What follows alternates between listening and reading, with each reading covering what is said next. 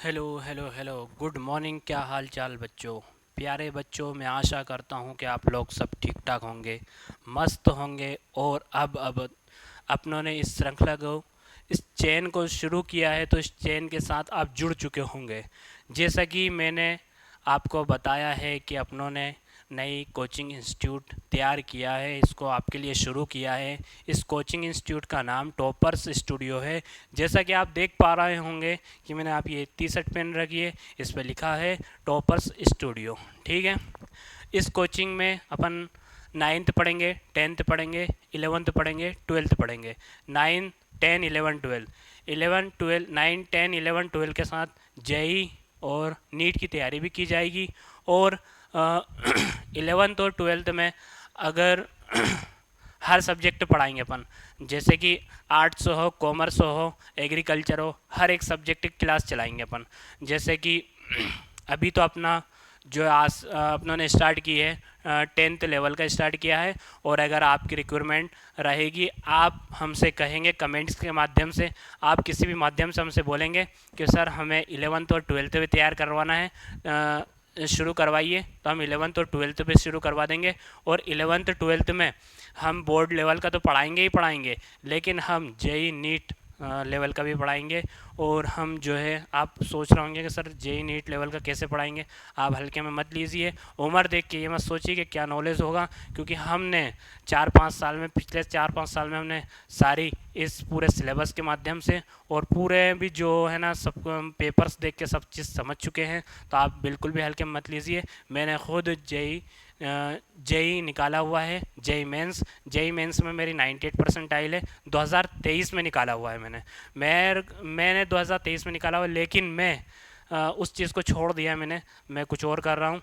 और बाकी इस चीज़ से छोड़ो कि मैं क्या कर रहा हूँ क्या नहीं कर रहा हूँ, लेकिन इस चीज़ पे ध्यान दीजिए कि मैं आपके लिए क्या कर रहा हूँ। आप इस चीज़ पे ध्यान दीजिए कि मैं आपके लिए क्या कर रहा हूँ। आप अच्छे से पढ़ाई करिए। और जैसे कि हमने सिलेबस भी समझ लिया, रोड मैप भी समझ लिया, आज हम क्लास स्टार्ट कर रहे हैं। इसमें हम बिल्कुल बेसिक मैथ स्टार्ट करेंगे। बेसिक मैथ का मतलब क्या होता है कि सर बिल्कुल ज़ीरो से लेके हीरो तक, बिल्कुल ज़ीरो से लेके हीरो तक हम जहाँ से शुरू करेंगे वहाँ से अभी तक किसी ने शुरू करी नहीं होगी। तो ये सोचना मत कि सर मुझे ये नहीं आता है, इसको ये आता है, मैं कमज़ोर हूँ तो मुझे ये आता है। कोई नहीं, सबके लिए आज क्लास बराबर रहेगी, चाहे किसी को कितना आता हो, चाहे किसी को कुछ भी नहीं आता हो। यह कहने का मतलब ये है कि आपको अगर प्लस माइनस नहीं याद है तो प्लस माइनस भी हम सिखाएंगे। और अगर आपको याद है तो बहुत अच्छी बात है, और अगर आपको नहीं याद है तो भी बहुत अच्छी बात है। तो आप डरना मत, क्योंकि हम आ गए हैं आपके सामने, सारी चीज़ें आसान करके लेकर आए हैं। तो आप इस चीज़ से मत डरना, हम बहुत आसान बना देंगे हर चीज़ को। बस आप, एक ही आपसे अनुरोध है और एक ही चीज़ की विनती है, हाथ जोड़ के विनती है आपसे, क्या आप हमारा सपोर्ट करिए। हम जितना पढ़ा रहे हैं आपको उतना पढ़िए। आपको पीछे मतलब किसी की बात सुनने की ज़रूरत नहीं है। कोई कुछ भी कर रहा हो, हमें किसी से कोई मतलब नहीं है। कोई पढ़ रहा हो या नहीं पढ़ रहा हो, उससे कोई मतलब नहीं है। हमें अपनों से मतलब है कि हमें पढ़ना है अच्छे से और सारी चीज़ें अच्छे से करना है। बिल्कुल भी डगमगाना नहीं है, जैसा हम बताते चलना है वैसा करना है। ठीक है। तो मैं आज आपको बेसिक मैथ पढ़ाऊंगा। बेसिक मैथ में बिल्कुल ज़ीरो से लेके हीरो तक। ठीक है। तो बिल्कुल ज़ीरो से लेके हीरो तक। ठीक है। बेसिक मैथ आज क्या पढ़ेंगे हम? मैथ स्टार्ट कर रहे हैं। मैथ्स क्या? अब मैथ्स में भी कौन सी स्टार्ट कर रहे हैं? बिल्कुल बेसिक मैथ। बेसिक बेसिक गणित। बेसिक गणित। बेसिक गणित का मतलब क्या हो रहा है? बेसिक गणित का मतलब हो रहा है क्या? देखो मैं बताता हूँ। बेसिक गणित का मतलब ये होता है कि बिल्कुल ज़ीरो से लेके, बिल्कुल बिल्कुल बिल्कुल ज़ीरो से लेके, ज़ीरो से हीरो तक, ज़ीरो से हीरो तक, हीरो तक लेके जाएंगे हम। बिल्कुल ज़ीरो से हीरो तक। अब हम क्या पढ़ेंगे क्या नहीं पढ़ेंगे, हर चीज़ समझते जाएंगे। तो हम बिल्कुल ज़ीरो से लेके स्टार्ट करने वाले हैं। प्लस माइनस क्या होता है, गिनती कहाँ से शुरू होती है, ये सारी चीज़ें हम बताएंगे आपको। ठीक है। तो हम सारी चीज़ें रखने वाले हैं आपके सामने। देखिएगा अच्छे से, ध्यान से और समझिएगा। देखिए, हम सबसे पहले लिखते हैं कि प्राकृत संख्या क्या होती है? कौन सी? प्राकृत संख्याएं क्या होती है? प्राकृत संख्या क्या होती है? अभी तक हमें पता ही नहीं है प्राकृत संख्या कहाँ से शुरू होती है और कहाँ से कहाँ तक होती है। तो प्राकृत संख्या को बोलते हैं नेचुरल नंबर, इंग्लिश में बोलते हैं नेचुरल नंबर। अब ये क्या होती है हमें समझ में नहीं आती है, और समझ में आती भी है तो हम है ना क्या इसमें है ना कंफ्यूज होने लगते हैं, कौन सी प्राकृत है, कौन सी पूर्ण है, कौन सी पूर्णांक है। तो मैं बिल्कुल आसानी से चीज़ें सिखा दूंगा, बिल्कुल डरने की ज़रूरत नहीं है। प्राकृत संख्या देखो, प्राकृत संख्या वह होती है कौन, जो जो एक से स्टार्ट होती है। कहाँ से स्टार्ट होती है? एक से स्टार्ट होती है। एक से लेके डैश डैश डैश अनंत तक, अनंत तक। ये कौन सी संख्या होती है? ये प्राकृत संख्या होती है। प्राकृत संख्या कौन सी होती है? जो एक से लेकर स्टार्ट होती है, एक से स्टार्ट होती है, जिसमें एक आ रहा है, एक से कहीं तक भी चले, जिसका कोई अनंत का मतलब होता है, जिसका कोई अंत नहीं है, वो हमेशा मतलब चलती रहेगी, जिसका कोई अंत नहीं, ये होती है अनंत। तो ये क्या हो गई? ये हो गई प्राकृत संख्या। क्या हो गई? प्राकृत संख्या। अब प्राकृत संख्या के बाद में हम क्या पढ़ेंगे? पूर्ण संख्या। आज पूरा खत्म ही कर दूंगा कि आपको प्राकृत और पूर्ण में जो दिक्कत आती है, सारी दिक्कत, कुछ भी दिक्कत नहीं आई। अब कौन सी होगी? दूसरी, ये दूसरी जो होगी पूर्ण संख्या। पूर्ण संख्या। अब ये पूर्ण संख्या क्या होती है सर? हमें तो इसमें कंफ्यूज थे कि प्राकृत कौन सी होती है, पूर्ण कौन सी है। तो डरने की कोई ज़रूरत नहीं है, क्योंकि हम आपके सामने अच्छे से सारी चीज़ें समझाते हुए जाएंगे, आपको कहीं भी दिक्कत नहीं आएगी। देखिए पूर्ण संख्या क्या होती है? पूर्ण संख्या वह होती है जो जो कहाँ से? जो जीरो से स्टार्ट होती है। 0 1 2 3 4 डैश डैश डैश अनंत। ये होती है कौन सी? पूर्ण संख्या। प्राकृत संख्या होगी, पूर्ण संख्या होगी। अब अपन अपनों से, आप लोगों से कोई भी क्वेश्चन पूछे, क्या सभी प्राकृत संख्या पूर्ण संख्या होती है? क्या सभी प्राकृत संख्या पूर्ण संख्या होती है? तो अपना जवाब क्या रहेगा? हाँ होती है। क्यों? क्या सभी प्राकृत संख्या स्टार्ट हो रही कहाँ से? एक से। प्राकृत संख्या स्टार्ट हो रही एक से, और पूर्ण संख्या स्टार्ट हो रही 0 से। तो क्वेश्चन पूछा गया क्या सभी प्राकृत संख्या पूर्ण संख्या होती है? हाँ होती है। क्यों होती है? क्योंकि इसमें भी जो है 0 से स्टार्ट हो रही है, और हमारे को क्या चाहिए? एक से लेके अनंत तक। तो एक इसमें भी है, एक से लेके अनंत तक। तो हाँ प्राकृत संख्या हो सकती है। और अगर किसी ने पूछ लिया क्या सभी पूर्ण संख्या प्राकृत संख्या हो सकती है, तो बिल्कुल नहीं हो सकती। क्यों? क्योंकि इसलिए नहीं हो सकती है, पूर्ण संख्या में 0 से स्टार्ट हो रहा है और इसमें 1 से स्टार्ट हो रहा है। इसमें काय से स्टार्ट हो रहा है? 1 से स्टार्ट हो रहा है। तो सभी पूर्ण संख्या प्राकृत संख्या नहीं हो सकती है। ठीक है, समझ में आया? और मैं अब क्या पूर्णांक संख्या बताता हूँ। पूर्णांक संख्या, इसका भी माजरा खत्म ही कर देता हूँ आज तुम्हारे सामने।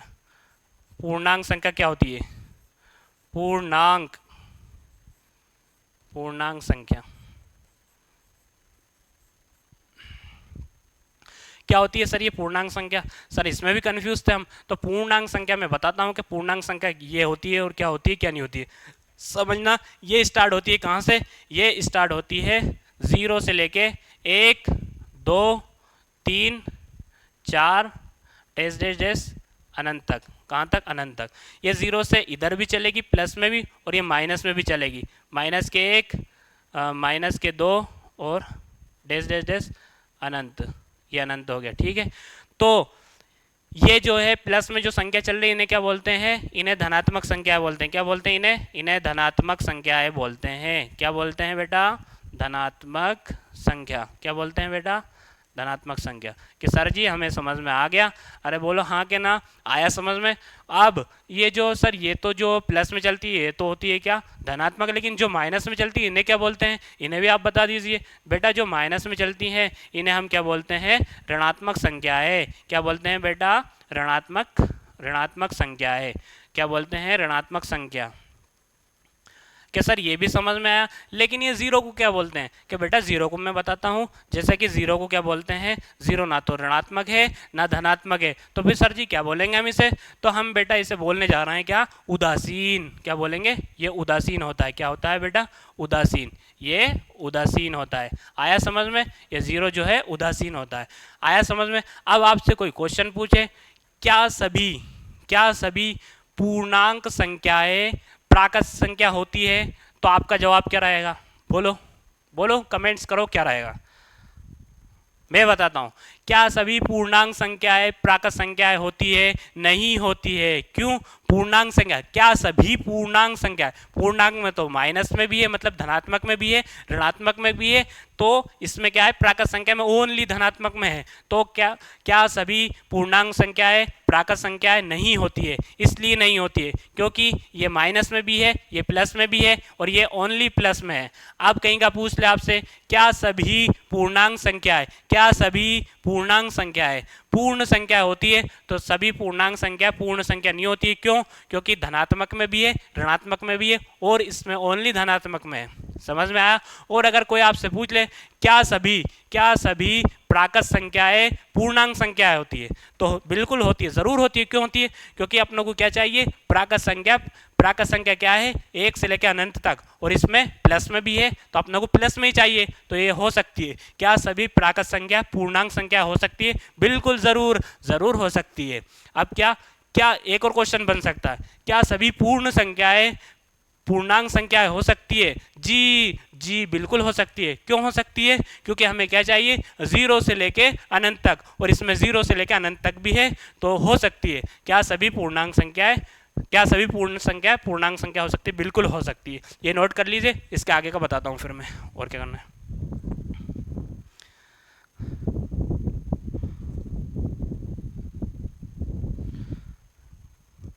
कर लिया होगा। अब मैं और इससे आगे बताता हूँ, है ना। अब भिन्न संख्याएं क्या होती है? कि सर भिन्न संख्याएं क्या होती है? भिन्न संख्याएं बेटा, भिन्न संख्या कि भिन्न क्या होता है? भिन्न वो होता है जिसे P बटे Q के रूप में लिखा जाता है। जैसे कि 4/5, ये क्या हो गया? जिसे अंश बटे हर के रूप में लिखा जाता है। ये क्या हो गया? ये अंश हो गया। ये क्या हो गया? अंश। ये अंश हो गया और ये क्या हो गया बेटा? ये हर हो गया। इसके बारे में और भी तकनीक से और भी अच्छे से और आगे समझाऊंगा, मैं क्वेश्चन करवाऊंगा। तो अभी भिन्न का जोड़, भिन्न का घटाना, ये सारी चीज़ पढ़ाऊंगा। लेकिन अभी इससे पहले मैं कुछ और पढ़ाना चाहता हूँ। अब ये हो गई, ये समझ में आई। मैं इसके बाद और पढ़ाता हूँ, दूसरी चीज़ बताता हूँ तुम्हें। अब क्या बताता हूँ? अभाज्य संख्याएं। अभाज्य संख्याएं क्या होती है? अभाज्य संख्याएं क्या होती है? कि सर अभाज्य संख्याएं क्या होती है? अभाज्य संख्या। कि सर अभाज्य संख्या है क्या? अभी तक तो हमने पढ़ी नहीं, तो अब पढ़ा दूंगा बेटा, डरने की कोई ज़रूरत नहीं है। अभाज्य संख्या क्या होती है? अच्छे से समझना। हाँ, अच्छे से समझना। अभाज्य संख्या क्या होती है? कि सर अभाज्य संख्या क्या होती है? वो संख्या जिसके दो फैक्टर होते हैं। वो संख्या जिसके दो फैक्टर होते हैं। सर फैक्टर का मतलब समझे नहीं हम? तो फैक्टर का मतलब होता है बेटा, फैक्टर का मतलब होता है जिसके दो गुणनखंड होते हैं। गुणनखंड का मतलब भी नहीं समझ में आ रहा, तो बेटा मैं और भी अच्छे से समझ जाता हूँ कि क्या होता है अभाज्य संख्या। अभाज्य संख्या वो होती है, वो संख्या जो अपने आप से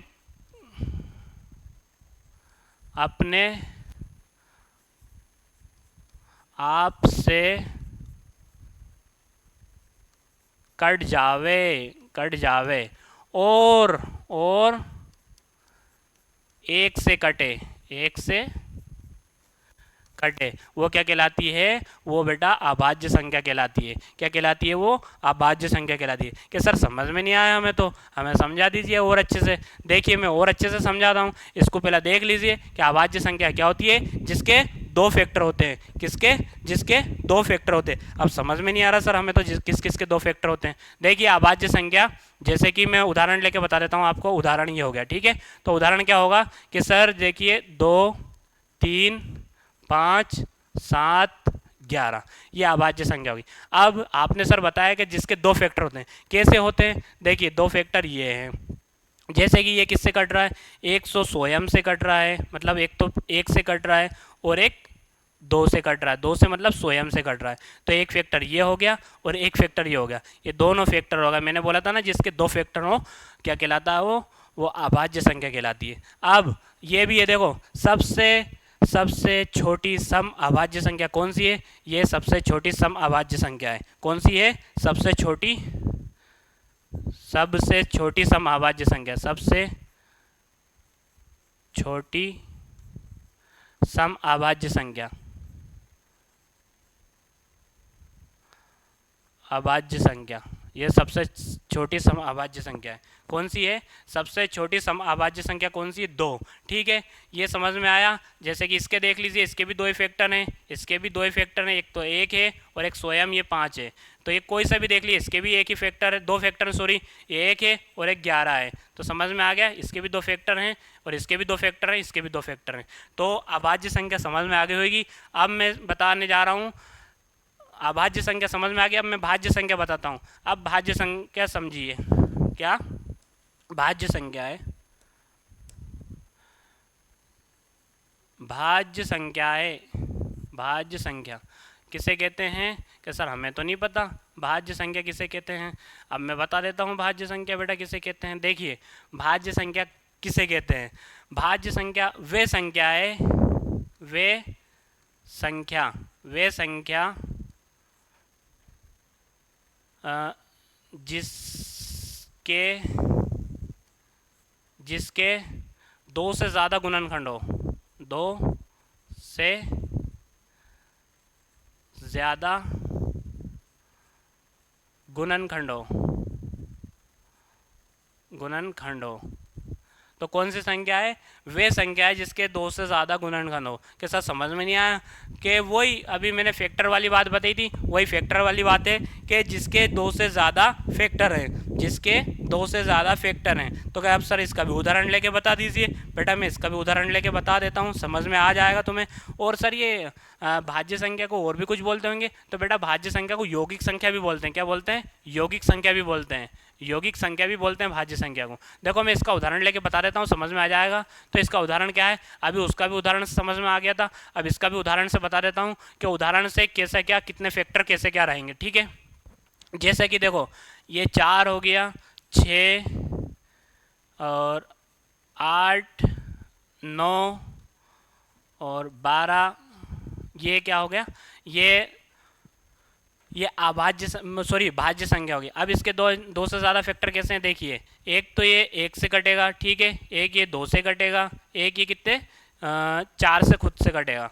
तो इसके कितने फैक्टर हो रहे हैं? इससे 2 से ज़्यादा हो रहे हैं। देखो 1, 2 और ये 3, 3 फैक्टर इसके हो गए। और इसके भी 2 से ज़्यादा फैक्टर रहेंगे। 101, एक तो 1 से कटेगा और एक कितने से? 2 से कटेगा और एक 3 से कटेगा और एक 6 से खुद से कटेगा। समझ में आया? इसके कितने फैक्टर हैं? इसके भी 1 से ज़्यादा फैक्टर हैं। तो ये कौन सी संख्या हो गई? भाज्य संख्या हो गई। समझ में आया? अब देखिए, ये जो है, ये 9th जो है, ये क्या है? 9th जो है, 9th ये सबसे छोटी, सबसे सबसे छोटी छोटी भाज्य संख्या है, विषम भाज्य संख्या, सॉरी विषम, सबसे छोटी विषम भाज्य संख्या है, विषम भाज्य संख्या है। विषम भाज्य संख्या कौन सी है? ये 9th सबसे छोटी विषम भाज्य संख्या है। समझ में आया? इसको नोट करिए और आगे बताता हूँ। सहअभाज्य और जुड़वा अभाज्य क्या होती है वो बताऊंगा।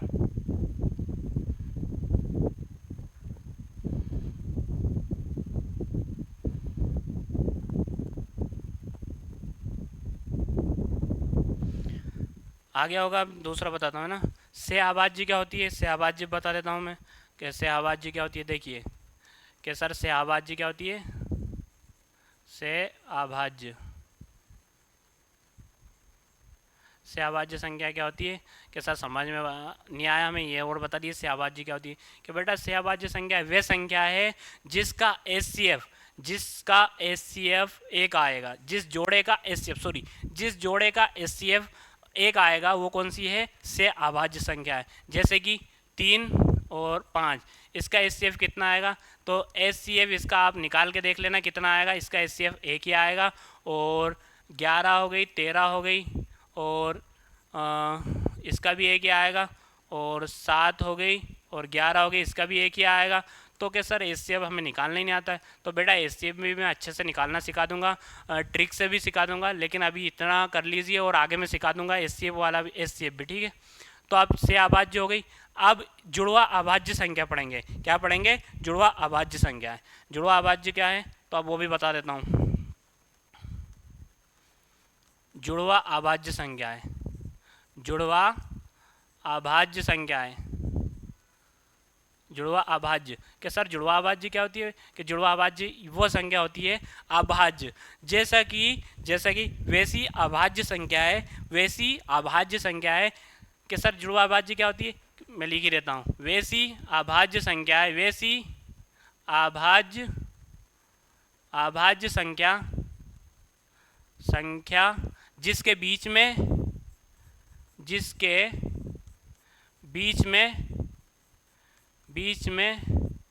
एक भाज्य संख्या हो, भाज्य संख्या हो, क्या कहलाती है? जुड़वा अभाज्य संख्या। क्या सर समझ में नहीं आया? तो इसको मैं क्या उदाहरण लेकर आपको समझाता हूँ, उदाहरण से मैं समझाता हूँ। ये भी समझ में नहीं आया नहीं तो मैं इसको उदाहरण से समझाता हूँ। देखिए ये उदाहरण हो गया, क्या हो गया? उदाहरण। तो क्या सर समझ में नहीं आया? देखिए समझिए, अच्छे से समझा दूंगा। देखिए जैसे कि 3 और 5, अब सॉरी थोड़ा दूर लिख लेता हूँ, जैसे कि 3 और 5, ये क्या है? इसका इससे ये क्या है? अभाज्य संख्या है, लेकिन जुड़वा अभाज्य कैसे होगा? इसके बीच में क्या आ रहा है? ये 4 जो है ये क्या है? ये क्या है? भाज्य संख्या है। ये क्या है? 4 जो है भाज्य संख्या है, और ये 3 और 5 क्या है? अभाज्य संख्या है। अभाज्य संख्या है। ये कौन सी संख्या है? अभाज्य संख्या। क्या बोला? वैसी अभाज्य संख्या जिसके बीच में एक भाज्य संख्या। तो एक भाज्य संख्या ये आ गई, और ये अभाज्य संख्या है, और इसको क्या बोलेंगे? इसको जो बोलेंगे पूरे क्या बोलेंगे? जुड़वा अभाज्य संख्या। क्या बोलेंगे? जुड़वा अभाज्य संख्या। समझ में आया होगा, मैं उम्मीद करता हूँ आप लोगों को बहुत अच्छे से समझ में आ रहा होगा। इसको नोट करिए, इसके बाद में परिमेय संख्या और अपरिमेय संख्या क्या होती है वो भी चीज़ बता देता हूँ। कर लिया होगा। अब मैं जल्दी, वीडियो थोड़ा ड्यूरेशन बढ़ रहा है तो इसलिए मैं जल्दी बता देता हूँ। परिमेय संख्या क्या होती है? क्या होती है? परिमेय संख्या है। परिमेय संख्या क्या होती है सर? हमें तो पता ही नहीं है। देखो बेटा ये समझ में आएगा। परिमेय संख्या कि सर अभी तक हमें किसी ने बताया नहीं, तो टेंशन ना की लेना टेंशन, क्योंकि मैं आ गया हूँ आपके सामने। परिमेय संख्या क्या होती है? वे संख्याएं जिन्हें P/Q के रूप में लिखा जाता है। वे संख्या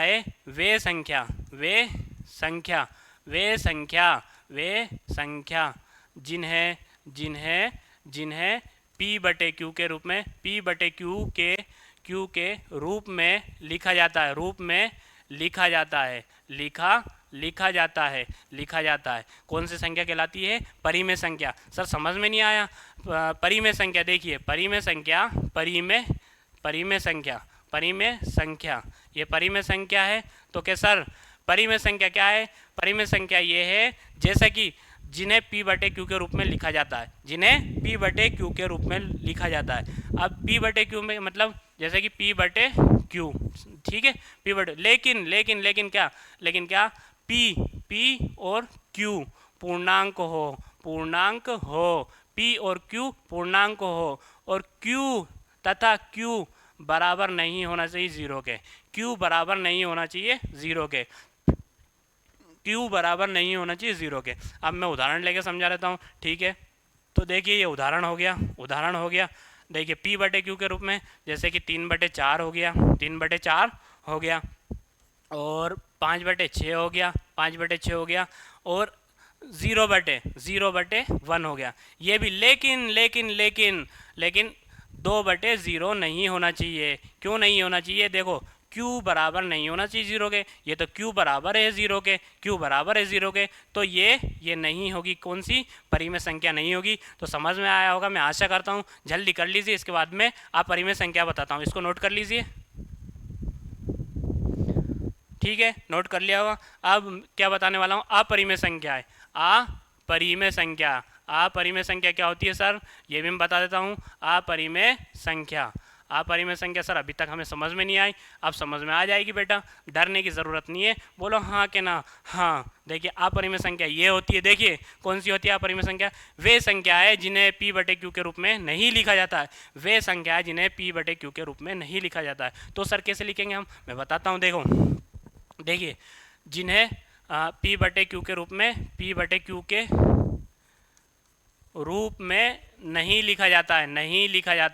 नहीं लिखा जाता है। अब P/Q के रूप में देखो, अगर 2/4 लिखा तो ये क्या है? परिमेय संख्या है।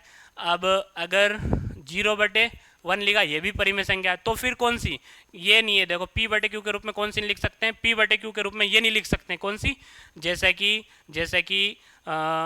देखो 22/7, ये कौन सी है, नहीं नहीं नहीं, सॉरी, जिन्हें p बटे q के रूप में नहीं लिख सकते, p बटे q के रूप में अंडर रूट में, देखो अंडर रूट में 2, अंडर रूट में 2 कौन सी है, अपरिमेय संख्या जो रूट के अंदर हो, जैसे कि 2 अंडर रूट में 2, और क्या सर ये ऐसे ही अंडर रूट में, या तो ये भी होगा, तो ये भी कौन सी अंडर रूट में 5 अंडर रूट 5, ये भी कौन सी संख्या है, ये भी अपरिमेय संख्या है। ये इसका उदाहरण हो गया, समझ में आया होगा, अच्छे से समझ में आया होगा। अब मैं सम संख्या और विषम संख्या बता देता हूँ। सम संख्या क्या होती है, सम संख्या बेटा, सम संख्या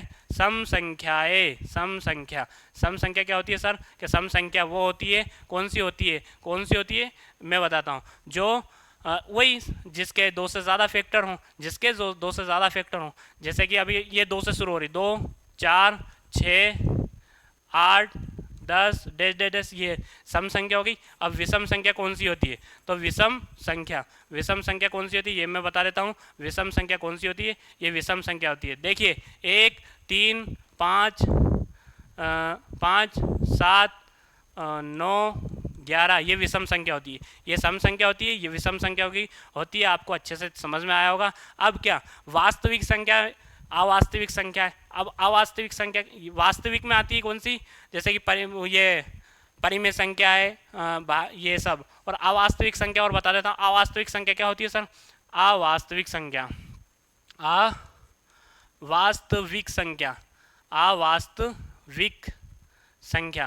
अवास्तविक संख्या क्या होती है सर, अवास्तविक संख्या ये होती है बेटा कि अवास्तविक संख्या वो जैसे कि अंडर रूट में जैसे कि करनी के अंदर माइनस आता हो, वो अवास्तविक संख्या है। उदाहरण के लिए देखिए, करनी के अंदर -2 और करनी के अंदर -7, ये क्या है, अवास्तविक संख्या है। समझ में आया होगा, मैं आशा करता हूँ कि आप लोग बहुत अच्छे से समझ में आया होगा।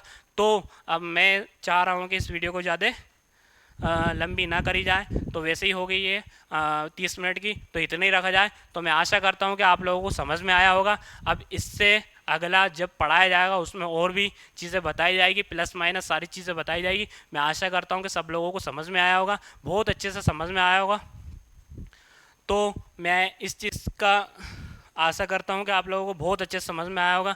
तो अगर समझ में आया हो तो हमारे चैनल को सब्सक्राइब करिए और कमेंट्स करिए, लाइक करिए, शेयर करिए और सबको बता दीजिए कि भैया कोचिंग आ चुकी है। आप कहीं से भी पढ़ा रहे हैं, ऑनलाइन के माध्यम से पढ़ाएं, कैसे भी पढ़ाएं, बहुत अच्छे टीचर है। अगर आपको अच्छे समझ में आएगा तो बताना, शेयर करना, लाइक करना भूलना मत इस चीज़ को। और आप मेरा साथ दीजिए, मैं आपका साथ दूंगा। आप बिल्कुल ना डगमगाएं, हम आपके साथ हैं, हमने आपका हाथ पकड़ लिया, बिल्कुल ना डरिए। जय हिंद फ्रेंड। आपका सबका आपने प्यार भर के आपने हमारे ऊपर प्यार बरताया है। इससे हम आपको और भी अच्छी चीज़ें प्रोवाइड करवाएंगे। हर चीज़ आपको, जो चीज़ है ना पैसे में नहीं दी जाती, वो हम आपको फ्री में प्रोवाइड करवाएंगे। आप इस चीज़ से डरना मत।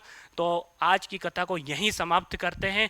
आप लोगों का साथ यूं ही बना रहेगा तो हम एक दिन आसमान में उड़ान भरेंगे, जय हिंद फ्रेंड। आज की कथा यहीं समाप्त करते हैं। अपना ख्याल रखिएगा। ठीक है, धन्यवाद।